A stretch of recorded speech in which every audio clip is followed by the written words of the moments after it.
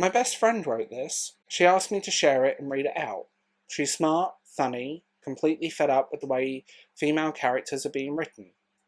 So I'm getting out of the way metaphorically and letting her take the mic. Like, sub, tell me what you think in the comments below.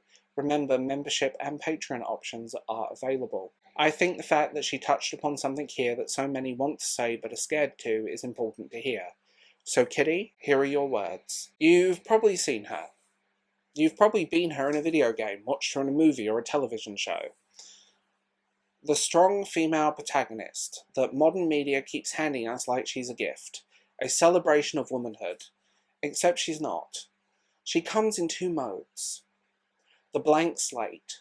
She's got great eyeliner, incredible reflexes, and all the personality of a damp washcloth. She exists so you can project yourself into her. She's not flawed, she's not complicated, she's not remotely human. She's basically an NPC that can do backflips. The angry girl boss. She's mad, all the time. Her primary mode of communication is eye-rolling. She has zero patience for men, friends, feelings, or fun. Her entire character arc is powered by caffeine, sarcasm, and generational trauma. One of them is a cardboard cutout.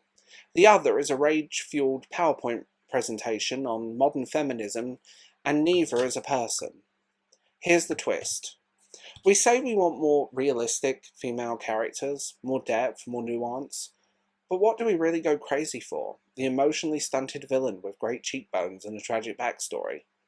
Let's be honest, if the male character has a moral compass, healthy coping mechanisms, and clear communication skills, he's her side character.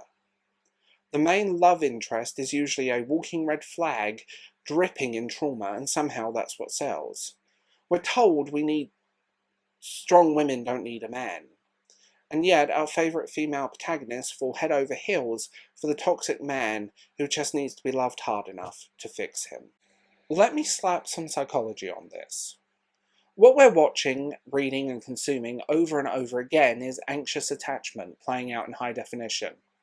The fantasy of being the one person who can crack the armour of the cold, unavailable man is textbook codependency. It's not empowerment, it's not healing, it's emotional labour fanfiction. When women fall for emotionally broken men in fiction, it's not always because they like pain. It's because they're taught to value their impact. If I can fix him, I matter. If I can save him, I'm special. That's not love. That's a trauma bond with better lighting and a soundtrack. So let's break the circle that is the girl boss trope. She's not allowed to be wrong. She's not allowed to cry. She doesn't get to have soft emotions. Only snark and vengeance. Her trauma is her personality, and her personality is being better than you. She's not a woman. She's a response to, for want of a better phrase, and a phrase that I don't like, misogyny wearing a catsuit. But in turn, she is misogynistic. It's a weird cycle, isn't it? And don't even get me started on the way these characters are written by committees. You can feel the corporate meme that said, make her a girl boss, but she's still hot. Give her trauma, but don't let her dwell on it. Make her independent, but also romantic. But only with the guy we all know is toxic. She's the algorithm's idea of feminism. And let's be honest, in a lot of those stories, the male love interest is the one with the actual arc. He's got pain, he's got the emotional beats, he's got the anger, the vulnerability, dangerous, funny. The woman is just there to witness his journey and maybe look amazing while treating his wounds in a dimly lit cabin. I've had to censor part of this. She's not a partner, she's a therapist with good hair. So, give me real. I want messy women, I want funny women. Women who have weird faults and say the wrong thing, that aren't always sure of themselves. Women who fail, who feel. I want romance stories where the love interest is not a redemption arc with abs, but a partner. I want relationships built on mutual growth, not whatever that is. I want to see women who don't have to earn their empowerment by suffering first. I don't want this bizarre confess of endurance for strength, for chaos, for love. And yes, I want them allowed to be funny too. Not just one-liner snark, but real humour, vulnerability, awkwardness. Because you know what's relatable? Laughing through the existential dread of just existing in this current year. Representation isn't going to get more women on the screen. It's about giving them stories that mean something, that reflect emotional stuff, messy stuff, the contrary realities of real life. Stop giving us paper dolls in tactical gear.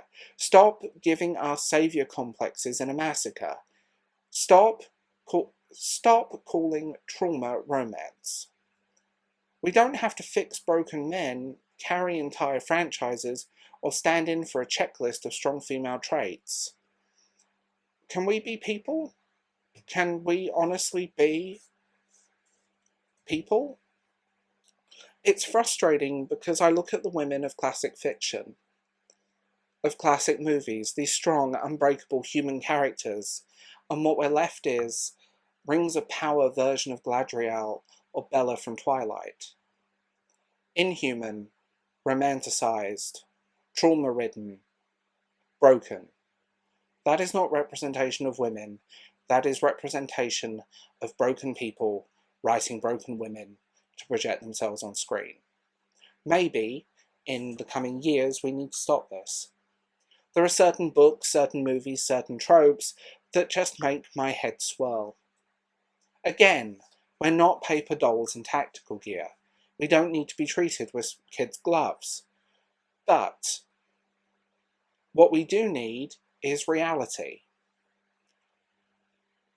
And what also we need is real pain.